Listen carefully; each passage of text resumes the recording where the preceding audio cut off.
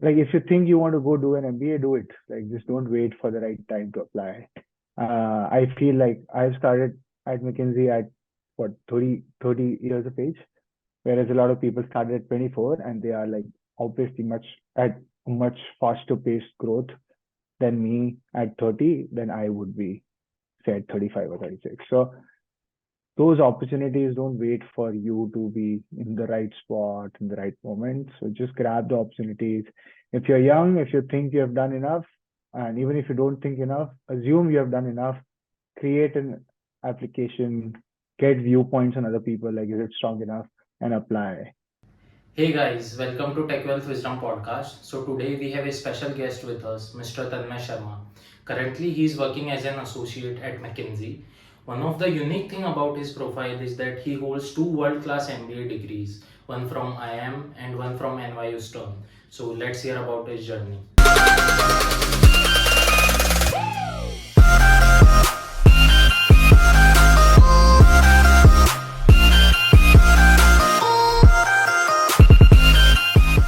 I love how you are all buttoned up. Yeah. Try to look as a smart casual for our first podcast. uh, You're a first guest, by the way. no, I did not get the memo for smart casuals, so I'm just in casuals. That's fine. That's welcome to our channel Tech Wealth Wisdom. So our first question would be, can you tell us a bit about your background and how you got started in your career? So I think so. I did my undergrad from IIT BHU in 2013. I was studying chemical engineering, but I realized like that is not something which I wanted to do. So just I started exploring a lot of things. Like I was organizing fests, I was also doing marketing, I was on ground getting sponsorships, I was organizing different events, and I realized like management was something which I was really enjoying. So just out of the college, I decided like, you know what, instead of getting a job in chemical engineering for a couple of years and then figuring out what I want to do, I kind of know what I want to do. So I just like decided to write CAT and got into one of the newer IIMs at that point of time. Uh, uh, the problem with the new IIMs at that point of time was that there was like absolutely very few and limited opportunities. So all I could do was sales. Like most of the opportunities were like sales or even in finance. People who wanted to do finance, it was also sales in finance. So a lot of people, like a lot of my friends were getting into ICICI, in Citibank, in Bank of America, but still like having relationship manager jobs. So it did not feel super bad at that point of time. So I thought like, okay, still a good opportunity. So I took a sales job in a traditional tire manufacturing company. Spent a couple of years there. And then I started interacting with people from my undergrad, what they were doing.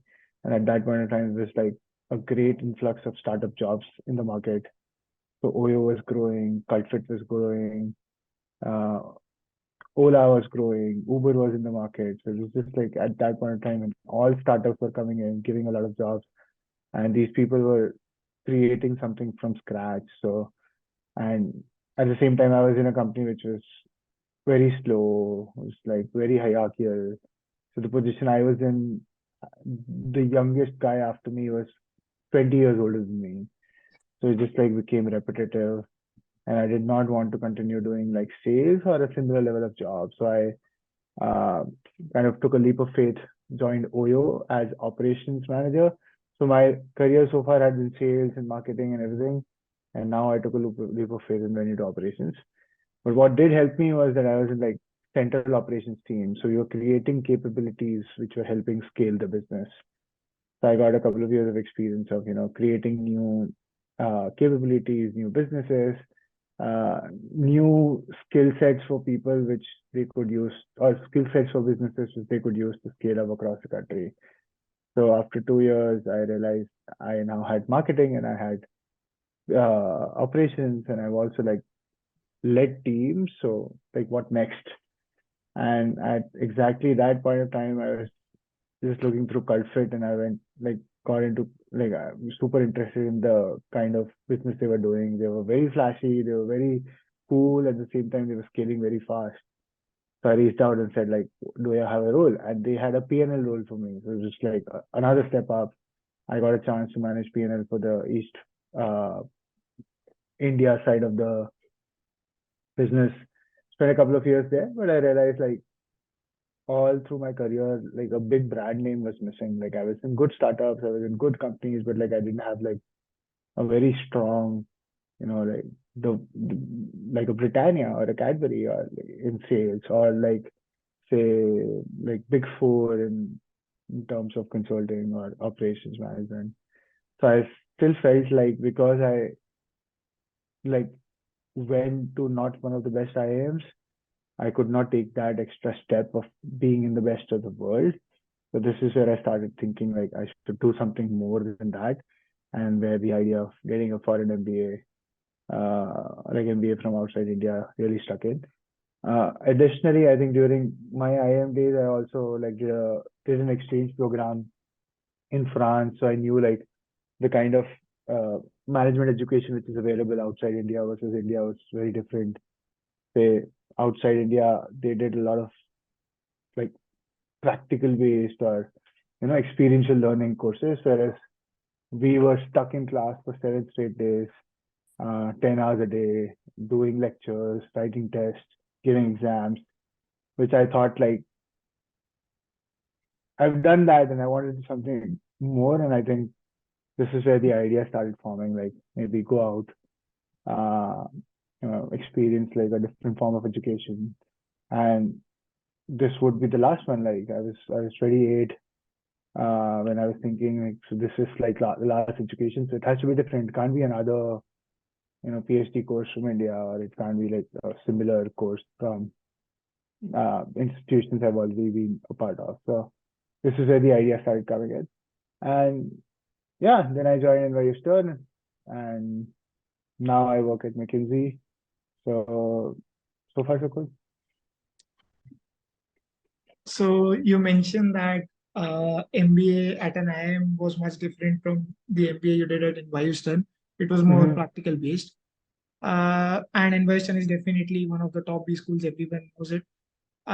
What would you say does a top B school look in an individual's profile while selecting a specific candidate? Any tips for profile building? Honestly, I think one good thing which I've seen about US schools is all of them have like very specific flares. For example, say if you go to Stern, if you go to Columbia, they're New York based, so they're very finance focused. Well, if you go to Kellogg, it's more marketing focused. So all schools have their specialities and have, a history of taking certain kind of profiles. So I think it is essential that you understand what you want to do and then choose your schools. First of all, I think that's the most important thing. So if I want to do tech, it would not, it would make much more sense to be in tech focused areas. So West Coast schools are a good opportunity. I'm not saying the best, but they are a good start. Like this is where I start. So I think you need to know what you are doing and what you want to do, and then choose the school which you want to go to, or like choose the college you want to go to. And from there, I think to make profiles specific to schools, it would also benefit if you look at people who have done something similar to you. What have they done afterwards? If you find similarities and if you can build those and function on like work on those qualities or those experiences in your profile, I think it gives you a much better shot and getting into that school. Having said that, one thing which I always tell to other people is that the comparison would always be in between people similar to you. You're not going to be competing with a white guy who's spent all his life in Canada, or say someone who has worked in social services all their lives across say different UN boards. You're not going to be compared to them. Their idea is to bring as many types of people into the cohort so that everybody can learn from each other. So you most likely would be comparing. So if you're working in sales in India, you would most likely be compared to like other people in sales in India who's also applying. So now the comparison will be between you two or three. And I think it just happens that so many of Indian applicants apply every year. It becomes a much fiercer competition for us. So a lot of people come to me and like ask me like, okay, so what is a good GMAT score? You don't know, because what if like nobody above 750 has applied that year? Then you are the best GMAT score.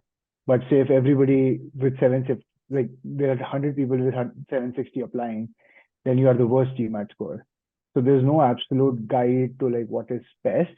I do have observed that with like GMAT, GRE scores being waived off in most of the schools, Indian applications have become less stronger, and I'll tell you why. A little weaker, because I think a lot of Indian applications were centered around great GMAT score, great GRE score, but overall profiles were not that strong.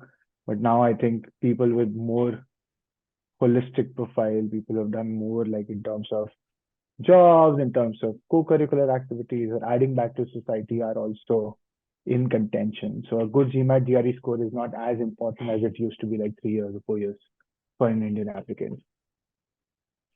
So again, to answer your question, what I would do, honestly, I think a lot of things which you need to do should have already happened. Like for example, if somebody wants to go back into education sector, they've already, ideally, they would have already shown focus on education sector throughout their career and even before their career started. That's like the best profile. So I know like somebody who's going to ed tech from school. I think he started working in like teaching or counseling younger students or like colleagues when he was in college, like in first standard. For example, you go to NGOs and you teach them, or you just like run tuition classes or something like that. So I think it's the profile is not built in a year or two. I think it's more holistically looking at like what you have done throughout. But what you can always do is you can always like shape your story, like bring out elements from all your life which support your final objective. So that's what you need to do. So think about things which, so if you want to go to in consulting, but like what in consulting? If you want to go to fintech consulting or like tech consulting, what have you done which kind of adds value to tech consulting is what you want to say that, okay, I was working on this robotics team in my college, and I was working on creating like models and figuring out the finances of it. And I've also assisted X, Y, and Z teams in like doing this. So you just like think of like different factors which add to the skill sets required for the job you want, and how like you have done it in the past, and how you have faced like a big hurdle, and how this hurdle can be crossed once you come to the B school. Got it. So also you have extensive experience in managerial positions, like across different companies, like product manager and consultant also. Is an MBA necessary for the PM role, or is it not? So I think for a PM role, I think I might not be the best person because I did not go take a PM role, but from my experience, what I understand so far is uh, companies have very specific requirements. So Google will not take you in a PM role if you don't come from a tech background, whereas a Facebook will not take you in a PM role if you come from tech background. So it's just very company specific, but I think 2 or 3 things which typically help for you to get into a PM role is A, you have worked in engineering and you understand like what engineering speaks like. B, you have already had some PM experience, so you're switching into a better PM role. Or C, you have domain specific experience. For example, if you are going for Alexa and you have worked on smart devices before, it might not be PM experience, it might not be tech experience, but you come with like a lot of smart devices experience. It helps you switch into that. So experience is very important. Now, yes, a lot of people have made the transition to PM without an MBA, but I think MBA is not essentially just skill developing center. I think it is more of a platform for you to launch into better roles. A lot of people who come to 2 year MBA programs take the rotational programs, like rotational PM roles, which are only available to initial like MBA graduates. So what happens there is you might not come with like any of that experience which is required to be a PM. At the same time, once you start like working for that company, they put you into different roles, give you the required experience so that you are good to go and start a PM role in say a year or two. So I would say I think MBA is still one of the best platforms if you're looking to transition to a different role. It's not easy, say, if you have worked as a software engineer all your life and suddenly to get like a PM role. So typically what happens is that you get some experience of PM in your own company. You you want to take that experience, show on your resume, and use that to jump into a new role. But for people who find this transition harder, I think MBA is a great platform to make the transition. Take a couple of internship opportunities, take a couple of side projects, or just like get into roles which are specifically for MBA students, and then make that transition. So I would still say I think MBA is like one of the best ways to get into say PM role, if you have not found opportunities otherwise. But if honestly, if you are able to find opportunities without getting an MBA, then grab it. I think that's my suggestion. Okay. So one thing that we found very unique about your profile, and I was talking to Aditya about this as well. So we saw that you did MBA twice from different B Hmm. schools. Firstly, what our question would be, what was different at IIMs versus a B school abroad? And apart from the things that you mentioned, like practical application was definitely there, we agree. But what made you go for a second MBA? So I think as I already started, one would obviously the mode of education, or like the focus on theory versus the focus on experiential learning. Uh, the second, I would say, okay, let me phrase it a little different. I think this one, like the education aspect. One is the networking aspect, and the third is the opportunities aspect. So these three things which I want to speak on. Let's start about education. Uh, I think two or three things which like I've very strongly observed at IIM was it's okay. For example, I'm studying marketing, and guru of marketing is Philip Kotler, and he has a book. I remember very clearly that I was the I had to read through every page of Kotler. I had to learn definitions of things like what are needs, or wants, desires. Then I had to mug them up and then write them down in exams, which were every 2 weeks.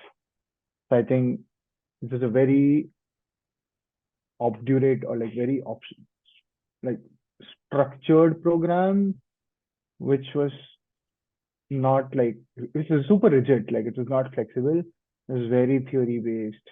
Whereas when I was studying in like here in New York, I don't remember like needing to mug anything up. I always like learned something and then applied them in a live project. For example, when I was doing my economics project, I think the idea was to find a company in the market and then figure out if that company in its last 20 years has applied any of the economic concepts you have used in the class. So this is a very like broader level of learning where like, okay, I have some concepts which I've learned in the class. I'm just going to go out in the wild and find those concepts and then try to figure out if they are the same concepts or not. So this is like you literally implement like what you're learning right then. Whereas here I'm just like learning the words and writing those words in an answer sheet. I think that was one big difference. Like it was not theoretical. Yes, there were case studies, but case studies were also like very in class, not focused around learning, but focused around like thinking. So there was like so that was one difference in education. Second, we don't fail like at NYU Stern, like we don't fail, like they don't fail anyone. So I think it's not like punishment focused learning is not there. It's about learning focused learning. Like you learn and then you just like your exams are not necessarily a written exam or a class test or a midterm exam. Most of my exams were like project submissions. That's it. Most of my exams were live presentation.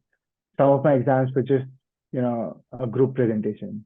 Like not even like on slides, we're just like speaking through what we understood. Some of my classes were entirely class participation. That's it, nothing else. So I think it's a very different form of learning compared to what we do like back in India, which is exam focused, book focused, writing what you learn. So I didn't come in so the mindset how it changed for me is like I'm not here to like write something, so I don't have to like mug everything up. I'm not here to like, oh, what if I fail? Not with that mindset. I'm here to like literally explore and learn. So that was one big thing in terms of education. In terms of networking, I think um, so that is also a little stressful, but I think American way of working is like very networking based. So all the opportunities you need to create for yourself are through networking. So you will need to constantly reach out to people, give a good impression, create that form of communication yourself. Like what you want is what you have to reach out for. Nothing will be, there's no placement committee which sits and places you. So you go and find your own roles. You go and find your own opportunities. Yes, companies come to campus, but it's just like a job application. Everything that happens afterwards is on your own. So yes, there'll be support in terms of, resume correction or career advice or career counseling. But at the same time, you would be like responsible for your own learnings, which makes it harder, but I think it also makes you in control of your own opportunity. So now no placement committee can come and tell you that, you know what, you can have only one job. But whereas like you have 10 offers and it's up to you, like because you're now just like open in the wild and school is supporting you and giving you resources, but like you decide your own journey. I think that's like that is precisely what changes in both in terms of networking and opportunities. So these are skill sets which you never learn in school in India. Like you never network so much, you never like find opportunities or try to understand like what is good for you. You just like in India, I think you just take in what is fed to you as the right profile or right job after MBA. So I think that flexibility comes in. It obviously comes with a lot more pressure as well. That you have to find your own job, you have to find your own journey. School does not care if you don't get placed. Obviously, they want to show like, okay, 96% people found a job, but that's not what they are like entirely after. They will support you, they will get back and find opportunities, but that is not the only metric they are concerned with. So that is the difference between India and US. Whereas I think in India, everyone is like 100% placement, 120% placement. That is the only number which matters. True, true. Okay, coming to the next question. So, what advice would you give to young viewers who are watching this podcast? The applicants who are early in their career, like suppose one is working for 1 year or 2 years, so and want to pursue path like yours, like MBA from a good school, then maybe consulting, finance, or whatever. So, what would be your advice to them? I think one thing which I think I could have done better was, I mean, I would not change what I've done so far, but I waited for the right opportunity to apply. Like, I think 5 years experience is the right opportunity for me to start applying. And in fact, my GRE was only valid for like 6 months before my application. Like, sorry, when I put my application down. So like I waited for the right moment and the right opportunity for to apply, but I don't think after coming here I've realized that there's no right opportunity. I have classmates who are 23, I have classmates who are 36. So make your profile today. Like find things. And I'm sure like the thing is like it's we think that we've not done enough, but I think almost everyone has done enough. And you can always find examples from like your college life, your school life, which demonstrate the skills which these schools are looking for. The leadership, ability to go give back to school or society, or collaboration skills, ownership skills. These are like very basic skills you start doing like right from when you're a child. For example, when you're like in school, you organized a picnic. Now, obviously, you need to phrase it much better and like give better words, but like you can always show that you're always the one who are creating like opportunities for people to come together. So it's like just think on those and write, like make the applications. Like if you think you want to go do an MBA, do it. Like just don't wait for the right time to apply. I feel like I've started at McKinsey at what 30 years of age, whereas a lot of people started at 24 and they are like obviously at a much faster paced growth than me at 30 than I would be say at 35 or 36. So those opportunities don't wait for you to be in the right spot, in the right moment. So just grab the opportunities. If you're young, if you think you have done enough, and even if you don't think enough, assume you have done enough, create an application, get viewpoints on other people, like is it strong enough, and apply. Uh, and I would not say that the Indian form of education is bad. I think it's good for getting jobs in India and getting a successful career. And a lot of people like from IIM ABC also end up working with me in McKinsey office here. So I think it is obviously great. But if you want like more global exposure, a different form of learning, you want to meet more people and just get to know like how other people interact in similar environments, I would say any form of education from outside India is amazing. So take that. But if you are like focused on career and you want to like stick to what is like what India has to offer, and it has amazing things like in 5 years I'm going to come back for sure. Indian education is also fine. But I think if you're looking for a challenge to understand like difference between personalities, different way of working, I think this is something which you should pursue. Also, one question or curiosity I have, if we reapply to the same school, suppose in 2023 I didn't got selected, and if I apply in 2024, does that affect my chances? Like, do they It keep does track of record? they do keep a track of record, but I think what is more important when you reapply is to show what has changed in the last 1 year.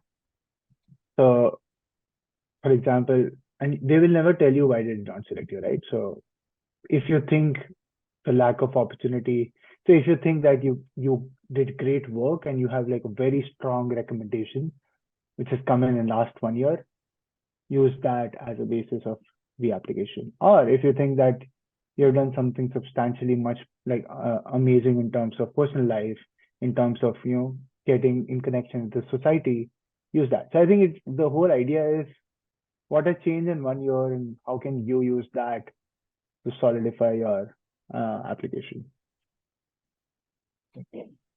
But they do keep a And track, and if substantial things have not changed, it is harder for you to justify as a reapplicant for sure. so considering that point, you mentioned that there's no right time to apply as such, right?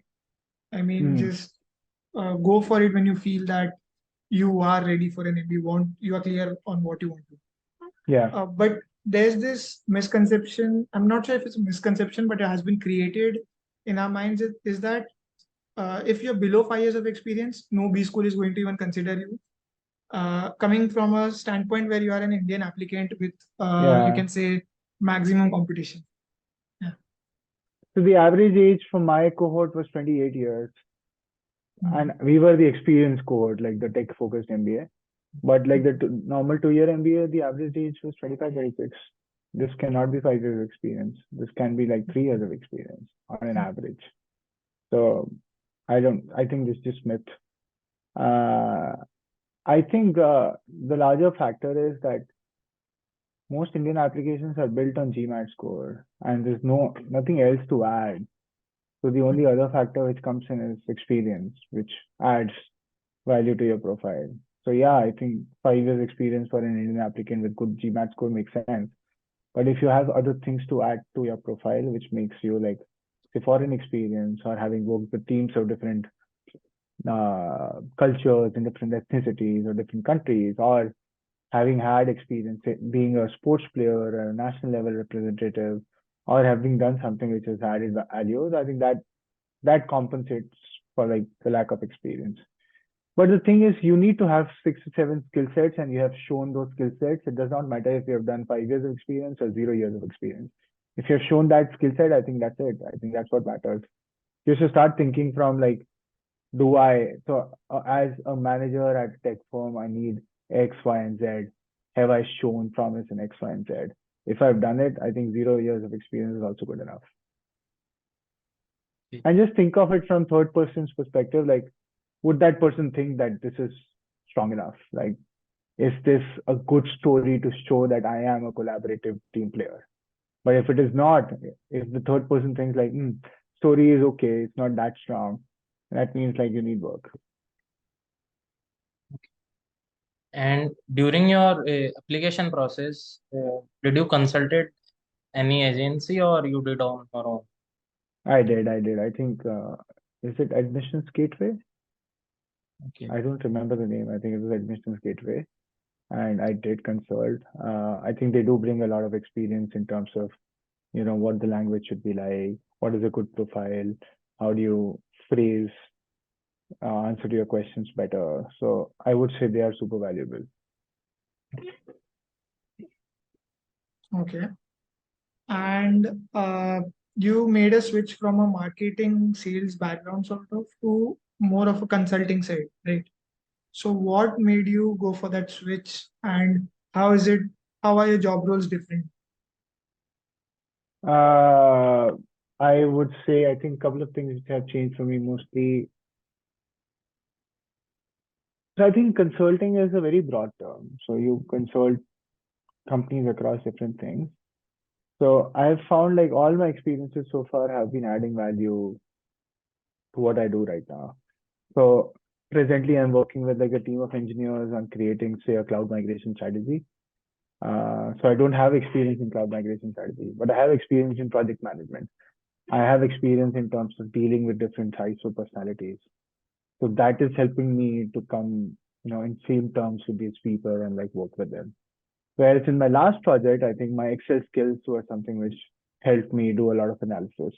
So I think it is not necessarily like your marketing or sales experience which is going to help you, but I think the skill sets which you develop, say, like I can manage teams of, I've managed teams up to as large as 1,500 people. I have created like, hierarchical OKR system, which helps like effective communication. So I'm able to use those experiences to create like a structure where I have to coordinate with 20 different departments or 50 different people. How do I effectively communicate with them as a good consultant and get things done? So I think it's all your experiences in the past are going to add to what you do. So yes, marketing and sales was like one way to transition to marketing sales consulting, but I'm not doing that. I'm doing like different consulting, but using skills which are transferable and using them to like help me transition to this role. So I think we have done good enough questions. I mean, serious questions are done. But one more thing I would like to ask you is, do you like to read in Do I general? like to read? Yes, Yeah. I read. I read, but I'm like So, a very fiction focused reader. so what would be your top three recommendations for our viewers? Oh my God. Doesn't have to be related to MBA or anything. No, rest assured, it will never be related to MBA. So I do read a lot of fiction, and my recent favorite is like fantasy fiction. So I'm reading a couple of books right now. So there's this author called Brandon Sanderson. He's my favorite. So Brandon has written like a lot of novels in like a new set of universe. So I think I'll give two recommendations. One is this series called Stormlight Archive, which is like again a new form of magic and used to create a new different like a new world with that magic. And there's another series called Mistborn, again by the same author. So these each of these series are like 6 books long, but really recommend like for fantasy readers. Before we close, Mm. your one top advice to viewers, young viewers who are in their 20s, your one top advice. I don't stress a lot, man. Just chill. I think all these applications and everything. I mean, if you're meant to be in Harvard Business School, you will end up in Harvard Business School. If you're not meant to be, it's just like a different person was meant to be, and you were meant to do something else and something better. So yes, MBA is important. I do, having done two of them now, I should be able to speak on like as an authority.